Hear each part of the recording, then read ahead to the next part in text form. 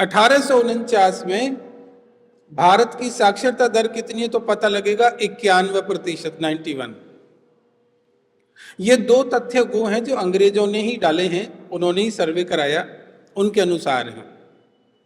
ये दो उत्तर अपने आप में आपकी हजारों समस्याओं का जो उन लोग हमें नीचा दिखाने की कोशिश करते हैं, इससे उत्तर मिलेगा उन्हीं लोगों को देने का कि आप कहते हैं कि महिलाओं की दशा और शिक्षा का अधिकार नहीं था उस पर इस भारत में, तो आप कहेंगे कि यदि 98% होता है तो कैसे संभव है यदि महिला नहीं होंगी। तो आप कहेंगे कि यहाँ पर शिक्षा के नाम पर कुछ था ही नहीं, सपेरे थे, ये था, तो आप लोग खुद डाटा डालते हैं, तो वो तो हमने नहीं किया। और फिर ऐसा ही था कि हमारे पास शिक्षा व्यवस्था नहीं थी, तो आप लोगों को ये एक्ट बनाने की जरूरत क्यों पड़ी। और 1839 में आपने संस्कृत शिक्षा भारत में नहीं होगी और उसके जितने भी संस्थान हैं उस सबको खत्म करने का आदेश क्यों दिया। और उसके बाद आप लोगों को जानना होगा कि 1840 से जो मिशनरी हैं उन्होंने किस तरह से अपने आप को बढ़ाना शुरू किया। और तुम लोग बहुत अच्छे नंबरों से पास होगे, फर्स्ट डिवीजन जिसको बोलते हो, लेकिन 11 महीने ऐसा या 12 महीने करना वैसा जैसा हम कहें, तो उसमें 11 महीने का जो पाठ्यक्रम होता है वो हमारा होता है व्यक्तिगत, वो जो संस्कार का है, भारतीय का है। आप 2 या 4 व्यक्ति जो थोड़ा बहुत चाहते हैं कि मैं एक विद्यालय शुरू करूं, जिनको इसकी यदि समझ ना हो तो हमसे मिल सकता है, हम उसके विद्यालय खड़ा करने में और एक व्यवस्थित तरीके से चलाने में निःशुल्क सहायता देंगे।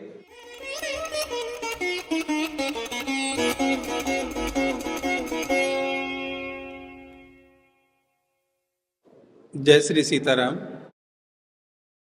और वृंदावन में तो राधे राधे। जैसे हम लोगों ने अभी सीताराम भी बोला तो बिल्कुल भी बुरा नहीं लगा, हमने राधे राधे बोला तो भी बुरा नहीं लगा, और हम लोग जय शिवाजी बोल देंगे तो भी बुरा नहीं लगेगा। ये जो व्यापकता है, विराटता है, ये केवल सनातन में ही हो सकती। यदि आप लोगों ने इस्लाम में मोहम्मद के अलावा किसी का नाम ले लिया तो भी युद्ध हो जाएगा, और किसी और पंथ में किसी का भी आप नाम लेना चाहें, क्योंकि सनातन का शाब्दिक अर्थ ही यही है जो नित्य नूतन रहता है। जो आज उपलब्ध है, जो आज समझ हमारे पास है, कल ये एक आधार का काम करे और इससे आगे हम लोग बढ़ें। इसलिए जहां नवीनता आती है वहां जीवंतता रहती है। और शायद वही जैसा अभी नीरा बहन ने कहा कि भारत, लेकिन अब भारत से जो इंडिया बनने की प्रक्रिया रही, वो जो इंडिया की जो शिक्षा व्यवस्था है उसको पुनः भारत की शिक्षा व्यवस्था में कैसे परिवर्तित हो, ये विषय मेरे पास दिया गया। मैं मूल रूप से शिक्षक भी हूं क्योंकि अपने स्कूल कॉलेज चलाता हूं, और जब स्कूल कॉलेज चलाते हैं तो कम से कम, जैसा अभी अपने समीर भाई के पास एक एग्जीक्यूशन की अथॉरिटी थी, लेकिन सौभाग्य से हम लोगों के पास वो तीनों और चारों अथॉरिटी होती हैं कि हम खुद तो नियम बनाते हैं, हम खुद उनका एग्जीक्यूशन करते हैं, हम खुद उसकी न्यायपालिका होते हैं और खुद ही उसके प्रचारक भी होते हैं। इसलिए जब अपने शिक्षण संस्थान होते हैं तो हमारे पास एक ऑटोनॉमी आती है। 1839, इस पे आप अभी गूगल पे जाएं और देखें कि भारत में कितने विद्यालय हैं, तो उस वक्त विद्यालय को गुरुकुल कहा जाता है। तो आपको पता लगेगा कि 7 लाख से ज्यादा हैं, उतने ही से थोड़े से ज्यादा हैं जितने की गांव भारत के अंदर थे। फिर आप दूसरा करिए कि हमारे पास साक्षरता दर, क्योंकि ये शब्द चल गया, कितने थे उस वक्त, तो पता लगेगा 98%। और फिर एक और गूगल पे जाइए, 1849, सही 10 साल के बाद, 1849 में भारत की साक्षरता दर कितनी है तो पता लगेगा 91%, 91। ये दो तथ्य वो हैं जो अंग्रेजों ने ही डाले हैं, उन्होंने ही सर्वे कराया, उनके अनुसार हैं। ये दो उत्तर अपने आप में आपकी हजारों समस्याओं का जो उन लोग हमें नीचा दिखाने की कोशिश करते हैं, इससे उत्तर मिलेगा उन्हीं लोगों को देने का कि आप कहते हैं कि महिलाओं की दशा और शिक्षा का अधिकार नहीं था उस पर इस भारत में, तो आप कहेंगे कि यदि 98% होता है तो कैसे संभव है यदि महिला नहीं होंगी। तो आप कहेंगे कि यहाँ पर शिक्षा के नाम पर कुछ था ही नहीं, सपेरे थे, ये था, तो आप लोग खुद डाटा डालते हैं, तो वो तो हमने नहीं किया। और फिर ऐसा ही था कि हमारे पास शिक्षा व्यवस्था नहीं थी, तो आप लोगों को ये एक्ट बनाने की जरूरत क्यों पड़ी। और 1839 में आपने संस्कृत शिक्षा भारत में नहीं होगी और उसके जितने भी संस्थान हैं उस सबको खत्म करने का आदेश क्यों दिया। और उसके बाद आप लोगों को जानना होगा कि 1840 से जो मिशनरी हैं उन्होंने किस तरह से अपने आप को बढ़ाना शुरू किया, क्योंकि जब शासन अपना होता है तो उस शासन में हम लोगों को फलने फूलने की बड़ी व्यवस्थाएं हो जाती हैं, बड़ी सहजता हो जाती है। सरकारें और खासकर ये नियम है कि जहां माइनॉरिटी शब्द आता है वो इकट्ठा रहते हैं, सुरक्षा के भाव से भी कहिए या अपने आप को फैलाने के भाव से भी कहिए। इसलिए उनके पास धन की और कार्यकर्ताओं की कमी नहीं होती। हम लोग संख्या बल में अभी भारत में ज्यादा हैं, इसलिए हम लोगों को इकट्ठा होने की ज्यादा जरूरत महसूस नहीं हो रही, अधिकतम लोग सोए बैठे हैं। लेकिन यदि बांग्लादेश में देखेंगे तो वहां के हिंदू शायद अब जागृत हैं हमसे कई गुना ज्यादा, क्योंकि उनके ऊपर बीत रही है। और फिर 1840 के बाद एक नया दृश्य भारत में बनता है, मैं वहां पर लौटता हूं। उस दृश्य में आपको दिखेगा कि आप हवा महल पे जाइए जयपुर में, उसके सामने एक विद्यालय है और उस विद्यालय को देखेंगे तो उस पर एक पत्थर लगा हुआ है, उसमें लिखा मिलेगा 1840 में पूरे जयपुर राज्य से केवल एक बच्चा है जो 12वीं पास करता है, केवल एक बच्चा है जो ग्रेजुएशन की तरफ बढ़ रहा है। 1843 में, 1845 में, बीच में 1-2 साल ऐसे होते हैं जहां एक भी व्यक्ति ग्रेजुएट नहीं होता है। वो क्यों? क्योंकि उस शिक्षा व्यवस्था को ध्वस्त करके एक नई शिक्षा व्यवस्था जो अंग्रेजी शिक्षा की वो चलती है। और ये जब एक नियम है प्रकृति का कि यदि 3 पीढ़ियों तक आप कुछ व्यवस्था को देखते नहीं हैं तो चौथी पीढ़ी मानने लग जाती है कि ऐसा कुछ होता ही नहीं है। और ऐसा उन लोगों ने किया कि हम लोगों के पास 1840 से शुरू करते हैं और 1947 तक इन लगभग 100 सालों का जो 110 सालों का समय रहा, इन 110 साल में ऐसा कर दिया कि जैसे भारत में शिक्षा व्यवस्था कुछ थी ही नहीं। और हमने ही पढ़ाना शुरू किया। और फिर हमारे जो बुजुर्ग हैं 1970 तक आते आते भी ये बोलते हैं, क्योंकि हम लोग जब पढ़ने जाते थे तो 40 किलोमीटर पढ़ने जाते थे, 30 किलोमीटर पढ़ने जाते थे। ये क्यों था? क्योंकि अंग्रेजों ने जो अपने सेंटर्स खोले, जो स्कूल खोले, वो इतनी दूरी पर और कम मात्रा में थे। एक उसके कई सारे कारण थे, उनकी घटनाओं पर जाएंगे तो आपको पता लगेगा कि उन लोगों ने हजारों साल तक भारत पर राज करने की योजना बना रखी थी। ये तो कई कारण रहे थे, राजा महेंद्र प्रताप जैसे, भरतपुर के बच्चू सिंह जैसे, जिन्होंने के कई क्रांतिकारी कदम उठाए जो उनको भागना पड़ा द्वितीय विश्व युद्ध के बाद। खैर, थोड़ा सा आगे हम लोग बढ़े तो उसके बाद जब उनकी व्यवस्था में आप और हमने बड़े अच्छे से जाना है कि हम लोग एक ऐसे खोखले व्यक्ति तैयार करेंगे जिसमें समग्रता की शिक्षा इनके पास नहीं होगी। हम लोग आज भी उस अंग्रेजी शिक्षा में पाते हैं कि मैंने मास्टर्स किया इंग्लिश में, मैंने मास्टर डिग्री ली मैथमेटिक्स में, मैंने मास्टर डिग्री ली इस विषय में, और जो मैथ्स का टॉपर है जैसे इंग्लिश लिटरेचर की क्लास होती है उससे भाग जाता कि ये मेरे काम की नहीं है। केमिस्ट्री की क्लास होती है उससे भाग जाता ये मेरे काम की नहीं है। कोई भी विषय जो पढ़ाया जाता है वो ऐसा हो सकता है कि हमारे काम का ना हो, लेकिन हम लोगों को ऐसे कर दिया गया क्योंकि ये हमारा विषय नहीं है। और ये खोखलापन कि केवल एक दिशा में, केवल कागजों में कुछ आप कर सकेंगे लेकिन व्यवहारिक जीवन में आप कहीं ना कहीं खड़े नहीं हो सकोगे। ये जो खोखलापन आता है ना, इससे हमारे अंदर एक सबमिसिव नेचर डेवलप होता है बड़ी सहजता से। बड़ी सूक्ष्मता से हम लोग इतने कायर और कमजोर हो जाते हैं कि हम लोग किसी के सामने खड़े नहीं हो सकते। ये जो अभी एक भाई ने कहा कि हम लोग एक ऐसा विषय यदि तैयार कर दें दुनिया के सामने कि यदि पुनर्जन्म होता है तो इस पर जब चर्चा होगी तो सनातनता अपने आप खड़ी हो जाएगी, तो ये जो विषय है ये गंभीरता देते हैं समग्रता की, ये सोचने के लिए मजबूर करते जहां से शिक्षा तंत्र शुरू होता है। इसलिए भारतीय शिक्षा व्यवस्था को हमें जानना है कि अंग्रेजों ने ये जो शिक्षा दी ये हमें किस प्रकार से खोखला और ज्यादा खोखला करती जा रही है, जिसकी वजह से आज जो हमारे आउटपुट मिलते हैं उसमें पता लगता है कि माता, एक और बहन ने बोला कि मेरे बच्चे ही डिसाइड करते हैं क्या पढ़ना है क्या नहीं पढ़ना है। ये बच्चा, कहते हैं ना हम लोग पशु से मानव और मानव से महामानव बनने की यात्रा में होते हैं जन्म से मृत्यु तक। तो जो बच्चा अभी तक उस पशु वृत्ति में है, अज्ञानता में है, उसको यदि आप डिसीजन लेने के लिए छोड़ देंगे तो कहीं ना कहीं आप अपने परिवार के पतन के कारक खुद हैं। इसलिए हम लोगों को यहां पर जानना पड़ेगा कि उन लोगों तक सही और गलत की समझ पैदा करने के लिए हमारी भूमिका क्या है।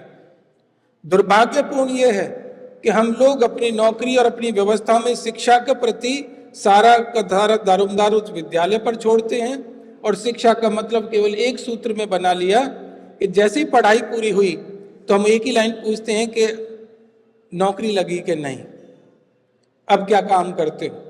शिक्षा जहां पर नौकर बनाने पर खत्म हो जाती हो वहां पर भारतवर्ष जो मालिकों का है वो कहां से सूत्र शुरू होगा। इसलिए यहां पर अब युवा आपको सड़क पर मिलेंगे तो मोटरसाइकिल पे ऐसी आवाज करते हुए जिससे पता लगेगा कि उसमें फट फट की आवाज आती है। यहाँ युवा मिलेंगे वहां पर जो मोबाइल में लग के गंदी फोटो और वीडियो देखते और अपलोड करते। यहाँ पर युवाओं की चर्चा का जो विषय है वो भारतीय समाज और संस्कृति नहीं है। उनकी चर्चाओं के विषय कुछ ऐसे हैं कि कैसे 2 मिनट में हम करोड़पति बन सकते हैं। ये सारे के सारे वो हैं जो वैमनस्य, पशुता और कहीं ना कहीं हिंसा की ओर हमें लेकर जाते हैं, अपराध की ओर लेकर जाते हैं। ये स्वाभाविक है क्योंकि अंग्रेजी शिक्षा केवल और केवल खोदने का और लूटने का और व्यवसाय करने के अलावा कोई शिक्षा नहीं देती। यदि लगता है कि ये यमुना का जल फ्री में मिल रहा है तो इसका कैसे शोषण किया जा सकता है, उसको शुद्ध करना नहीं पढ़ाएंगे, उसको कैसे यूज किया जा सकता है ये पढ़ाएंगे। इसलिए जमीनों को खो दिए, पानी को खो दिए, अपने रिश्तेदार और मनुष्यों को खो दिए। वो लोग जब अपनी MBA कराते हैं तो सबसे पहले अपने रिश्तेदारों को ग्राहक बनाना सिखाते हैं ट्रेनिंग में कि कैसे आप उनकी जेब का पैसा अपनी जेब में ला सकते हो। ये सारी व्यवस्थाएं वहां पर चलती हैं और जिसकी वजह से भारत बहुत साल पीछे हुआ। अब इसके लिए सॉल्यूशन किस तरह से हो सकता है, हमें इस विषय पर जानना चाहिए कि वर्तमान में चारों तरफ की असुविधाएं तो हम देख ही रहे हैं। एक दिन हमारे जो हरित क्रांति के जनक साहब हैं स्वामीनाथन जी और हम विज्ञान भवन में बैठे हैं, ये बातें हैं 2008 की, और वो बड़ा वक्तव्य कर रहे थे क्योंकि मेरा जन्म गरीबी में था और विद्यालय में बैठता था तो मेरी माता पहले ही एक्सपायर हो गई थी, तो मैं भूखा बैठता था, तो मुझे शिक्षा में मन नहीं लगता था। तो मेरे मन में विचार आया कि मैं जब बड़ा होऊंगा तो कुछ ऐसा करूंगा कि जिससे कोई विद्यार्थी विद्यालय में भूखा ना रहे। इसलिए उन्होंने मिड डे मील का कंसेप्ट शुरू करवाया। तो मैंने उनसे कहा, खैर कई सारी चर्चाएं हुई उन्होंने भारत का सत्यानाश किया था, लेकिन मैंने उनसे एक चीज का धन्यवाद दिया कि चलो आपने मिड डे मील तो शुरू करवा ही दिया, ये अच्छी बात हुई, थोड़ा डिनर और शुरू हो जाए तो काम बन जाए। कि डिनर का मतलब यह है कि अब विद्यालय में ही अध्यापक और विद्यार्थी रहने क्यों ना लग जाएं, क्योंकि उस विद्यार्थी को जिसको दोपहर का भोजन या सुबह का भोजन नहीं मिलता तो रात का मिल पाता होगा, इसकी क्या गारंटी है। वो भूखा बैठा रहता होगा, वेट करता होगा अगला दिन कब आएगा, खाना खाऊंगा, साफ सुथरा भी मिलेगा, काम से भी बचूंगा। तो डिनर भी शुरू कर दो और उसके साथ यहीं पर उसके रहने की व्यवस्था शुरू कर दो। क्यों? क्योंकि जब यहां पर रहेगा तो उसके बाद उसको बाजार में जाने का मौका नहीं मिलेगा। उनको वो सारी व्यवस्थाएं जो गुरुकुल की होती हैं धीरे धीरे कैसे लागू हो जाएंगी पता ही नहीं लगेगा। अपना बालाजी कॉलेज है, वहां पर बच्चे जब सुबह आते हैं, कॉलेज की बात मैं कर रहा हूँ, स्कूल की नहीं कर रहा, कॉलेज स्कूल में तो होता ही है, सभी को मोबाइल फोन शुरू में रिसेप्शन पे ही जमा करने होते हैं। यदि किसी के पास मोबाइल फोन मिल गया तो शुरू में केवल 5,000 का फाइन है, दोबारा में कॉलेज से बाहर है, कोई फोन अलाउड ही नहीं। उसके बाद दूसरे नंबर पर होता है कि आप लोग यहाँ आने के बाद कम से कम 1 घंटा मेडिटेशन करेंगे, मेडिटेशन के बाद योग आसन व्यायाम सारी व्यवस्थाएं करेंगे, प्रार्थना करेंगे, गुरु वंदना करेंगे, और उसके बाद हर मंगलवार को और शनिवार को सभी विद्यार्थियों को अनिवार्य रूप से, शिक्षकों को भी हनुमान चालीसा करनी ही होती है, करनी ही होती है और करनी ही चाहिए। और कई माता पिता, वैसे तो कोई आया नहीं क्योंकि वो मेरे को जानते हैं, और जानने के लिए कोई पूछना भी आए तो इस कॉलेज का नाम ही बालाजी कॉलेज है, यदि बालाजी की प्रार्थना नहीं होगी तो किसकी होगी, तो करनी ही पड़ेगी। ये कुछ सूत्र हैं। अब यहां पर हमें थोड़ा सा ये जानना है कि यदि हम लोग इस व्यवस्था से बदलना चाहते हैं, क्योंकि भारत के संस्कार जन्म लेने के साथ हमारे डीएनए में तो हैं ही, उसके लिए सूत्र क्या हो सकता है कि हम लोग यदि सभी विद्यालयों को गुरुकुल में बदल दें, आवासीय विद्यालय कहो ना उनको गुरुकुल मत बोली, नहीं तो तकलीफ होगी उनको कहें सुनने में, उनको कहिए कि हम इनको रेजिडेंशियल स्कूल में बदलना चाहते हैं। तो जैसे ही आवासीय विद्यालय में बदलेंगे तो इससे ये होगा, जैसे नवोदय विद्यालय हैं, इस तरह से जैसे बहुत सारे आश्रम विद्यालय चलते हैं ट्राइब्स के लिए, तो हम लोग आपको सारी शिक्षा निःशुल्क कर रहे हैं। नवोदय में कोई शिक्षा की फीस तो नहीं लगती, रहना खाना भी फ्री है, किताबें भी फ्री है, सब कुछ फ्री रहता है। तो वहां पर ही जब विद्यालय में गुरुकुल भी, अध्यापक भी रहेगा और विद्यार्थी भी रहेगा, तो एक 24 घंटे का करिकुलम बनता है फिर, कि सुबह 5 बजे जगना होगा, ये व्यवस्था होगी, और ऐसे कर करके हम लोग पूरे 24 घंटे का टाइम टेबल बनाएंगे। और फिर साल में या 6 महीने में कब घर वालों को मिलने की परमिशन है, कब आने जाने की है, वो संस्था अपने हिसाब से निर्धारित करता है, वो निर्धारित करता है।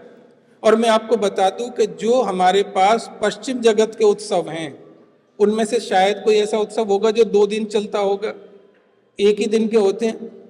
और भारतीय उत्सव में जरूर होता है जो 2 दिन का है, 4 दिन का है, नवरात्रों का है या फलाना है, जो भी है। इसलिए यहाँ पर जितनी छुट्टियां अक्सर होती हैं वो भारतीय त्योहारों की होती हैं, जहाँ बच्चे घर जाते हैं, और अक्सर वो भी यदि वहीं पर मने तो भी कोई आपत्ति नहीं है। इससे क्या होने वाला है, आज आप लोग बाहर क्या देखते हैं, जो समस्याएं हैं एक एक करके हम उनको गिनते हैं। सबसे पहली समस्या देखते हैं कि युवा नशे में जा रहा है। जब गुरुकुल में रहेगा तो नशा अपने आप मिलेगा ही नहीं उसको। युवा जो है कहीं ना कहीं अनैतिकता जो चारों तरफ, माता बहनों को एक तरफ कुदृष्टि, वो अपने आप खत्म हो जाएगी जब वहां पर उसके लिए कोई व्यवस्था नहीं होगी। तो ये जो एक भाई ने कहा कि ये जो थाने खुलते हैं, पुलिस स्टेशन, एक कहावत है कि विद्यालय खुलता तो एक पुलिस स्टेशन खत्म हो जाता है। बाकी मैं कहता हूं कि यदि विद्यालय खुलता है तो पुलिस स्टेशन नाम की शब्द ही खत्म हो जाएंगे, क्योंकि जो आप अपने बुजुर्गों से सुनते रहे कि एक यदि कोई दुर्घटना या हत्या होती थी तो पूरे दूर क्षेत्र में पता लगती थी, आज से 40-50 साल पहले तक भी ये व्यवस्था थी, क्योंकि अपराध होते ही नहीं। क्योंकि जो 25 साल तक अध्यापकों के साथ रहा हो, जहां पर ईमानदारी से काम करना सीखा हो, जहां पर उन संस्कारों को रोजाना वो करता हो, तो उसके बाद उसका स्वभाव और व्यवहार ऐसा बन जाता है कि वो चाहकर भी किसी की तरफ ना तो कुदृष्टि कर पाता है, चाहकर भी ना चोरी कर पाता है, ना चाहकर भी समाज का बुरा कर पाता है, बल्कि उसने जो सीखा है उसको समाज तक पहुंचाने का काम करता है। और जब वो समाज तक पहुंचाता है तब वो विश्व गुरु का आधार बनता है। तो भारतवर्ष ये जो गुरुकुल हैं, ये उनको विश्व गुरु तक ले जाने की परंपरा का सूत्र रहे। हम लोग अपनी भूमिका कहाँ तलाश सकते हैं? सबसे पहले हम लोगों को अपने समाज में, देखो मैंने अपने बच्चों को, गुरुकुल है एक साबरमती गुरुकुल के नाम से अहमदाबाद में, उसमें कुछ वर्ष के लिए छोड़ा, ताकि वहां पर क्या व्यवस्था है वो भी समझ ले और संस्कार ले ले, और मैं भी जान से नजदीक से जान पाऊं। आपका करनाल में गुरुकुल है, गरौडा में, वहां पर मेरा लगातार संपर्क बना रहा। इनमें एक सबसे पहला काम हम लोग करें, समाज में जो सक्षम व्यक्ति हैं, समाज में जो सक्षम व्यक्ति हैं, उन लोगों से हम लोग कह सकते हैं कि हम आपके जो परिवार के नाम पर या किसी व्यवस्था के नाम पर एक गुरुकुल शुरू करेंगे। बच्चे वहीं रहेंगे, उनका नाम होगा, तस्वीर लगेंगी, सब कुछ होगा, तो वो लोग बड़ी आसानी से उपलब्ध करेंगे। हाँ, शिक्षा व्यवस्था आप लोगों को अभी उन करिकुलम को लेकर चलनी होगी जो सीबीएसई पढ़ाता है या स्टेट गवर्नमेंट पढ़ाती है, लेकिन उसके अंदर का जो तरीका है, क्योंकि हम लोग एक जब पहले दिन होता है हमारा ओरिएंटेशन डे, तो कॉलेज या स्कूल के बच्चों को हम एक ही लाइन बोलते हैं, कॉलेज वालों से खासकर, क्योंकि बच्चे अभी स्कूल के कहीं ना कहीं छोटे ही हैं, तो हम उनसे पहली लाइन यही बोलते हैं कि आपसे बड़ा मूर्ख कोई नहीं है जो तुम पढ़ने आए, क्योंकि तुम्हें ये पता ही नहीं तुम पढ़ने आए हो या खराब होने आए हो। क्योंकि इस शिक्षा व्यवस्था में तुम पैसा भी हमें दोगे, समय और ऊर्जा भी अपनी दोगे, और कहीं ना कहीं खोखले होकर जाओगे, जो आता वो भी खराब करके जाओगे। लेकिन उनको फिर हम दूसरे सत्र में गारंटी देते हैं कि ये जो पाठ्यक्रम है इसको तो हम लोग 1 महीने में भी निपटा सकते हैं, और तुम लोग बहुत अच्छे नंबरों से पास होगे, फर्स्ट डिवीजन जिसको बोलते हो। लेकिन 11 महीने ऐसा या 12 महीने करना वैसा जैसा हम कहें, तो उसमें 11 महीने का जो पाठ्यक्रम होता है वो हमारा होता है व्यक्तिगत, वो जो संस्कार का है, भारतीय का है। उस संस्कार को देने के लिए हम लोगों को भी कहीं ना कहीं थोड़ा बहुत शुरुआत में कालनेमी बनना पड़ेगा, कहीं ना कहीं उनका आवरण, क्योंकि जिस प्रकार के फोर्सेज उन लोगों के हैं, उनका टकराव रोकने के लिए, उनका सामना करने के लिए हम लोगों को ऐसा बनना पड़ेगा। और दुर्भाग्यपूर्ण स्थिति ये है कि भारतीय लोगों को, और खासकर ये जो बड़े बड़े अधिकारी व्यवस्था के लोग हैं, ये आपके यहाँ अपने बच्चों को तभी पढ़ने भेजेंगे जब आप उनको उस तरह का आवरण दिखाओगे। धीरे धीरे उनके अंदर संस्कार हमें अपने देने होंगे। तो पहला तो एक हम लोग अपने स्तर पर ये कोशिश करें, और आप में से जो भी व्यक्ति सक्षम हो, मैं आपको एक और बता दूं कि इसमें आप लोग अपनी आय भी कर सकते हो ताकि दूसरी और व्यवस्था खड़ी कर सको। इसमें ऐसा नहीं है कि समाज के लोगों से मानना पड़ेगा। आप 2 या 4 व्यक्ति जो थोड़ा बहुत चाहते हैं कि मैं एक विद्यालय शुरू करूं, जिनको इसकी यदि समझ ना हो तो हमसे मिल सकता है, हम उसके विद्यालय खड़ा करने में और एक व्यवस्थित तरीके से चलाने में निःशुल्क सहायता देंगे, हम आपके साथ हैं। ये कर सकते हैं, 2-2, 4-4 लोग मिलकर भी खड़ा कर सकते हैं। और तीसरा, यदि हमको लगता है कि हमारा शासन हमारे सहयोग में है, राजनीतिक व्यवस्था पक्षकारी है, तो उनके लोगों से मिलकर भी हम हर राज्य के पहले जिलेवार, फिर जो ब्लॉक की बात करते हैं, फिर आगे और जो भी हो सकता है पार्षद स्तर का क्षेत्र है, वहाँ पर हम लोग ये विद्यालय खड़ा करें। मुझे मालूम है कि कोई भी राज्य इसका विरोध नहीं करेगा, कोई राज्य नहीं करेगा, क्योंकि उनकी काउंसलिंग थोड़ा ऐसे ही करनी पड़ती है कि उनको वोट बैंक बढ़ेगा। वो बताएंगे कि हमने शिक्षा में क्या नए प्रकल्प दिए हैं, क्या नवाचार किया है। तो ये जो नवाचार है, लगेगा माता पिता और समाज को कि विद्यालय की व्यवस्था बहुत अच्छी हुई, हमारे यहाँ रेजिडेंशियल स्कूल बढ़े। लेकिन ये बहुत बड़ा अनिवार्य तत्व है और आधार है, जिससे कि हम लोग जिस विषय को लेकर इस मंच पर इकट्ठा हुए हैं, क्योंकि अगली पौध को हम जैसा तैयार करेंगे वो उतना सक्षम होने लायक बन पाएगी। अभी आप और हम 10 से 15 साल तक ही टकराव की या तैयारी करने की स्थिति में हैं। 15 साल के बाद हम और आप टकराव की स्थिति में बचेंगे नहीं, यदि अभी तैयारी नहीं की तो। इसलिए समय ज़्यादा नहीं है, इसलिए 15 साल में एक पीढ़ी आ जाती है मैदान में, तो उस पीढ़ी के लिए हम लोगों को अभी लगना पड़ेगा। और जहाँ तक मैं अपनी तैयारी की बता दूं, तो वो कुछ जैन समाज के लोग हैं जो धनाढ्य भी हैं, और उनको ये लालच है कि हमारा जैन धर्म का प्रचार प्रसार होना चाहिए। तो उन लोगों से मेरी बात हुई है, तो उम्मीद है कि अभी गुजरात में, राजस्थान में और कुछ हरियाणा में 3-4 जगह पर लगभग 2 से 3 साल के अंदर 12 से 14 गुरुकुल की स्थापना में मैं कारण बनूंगा, ऐसा मुझे लगता है। तो हम सब भी इस दिशा में काम कर सकते हैं, और हम सब लोगों को अपने छोटे छोटे स्वार्थ कहीं ना कहीं त्यागने पड़ेंगे, और उसके बाद जब बड़े स्तर पर जाते हैं तो कहीं ना कहीं ज़्यादा संतुष्टि और एक सार्थक जीवन मिलता है। आप और हम सब मिलकर ऐसी व्यवस्था के लिए काम करें, शायद इससे बड़ा परमात्मा का आशीर्वाद हमारे लिए नहीं हो सकता। सबके लिए शुभकामनाएं। जय हिंद, जय भारत।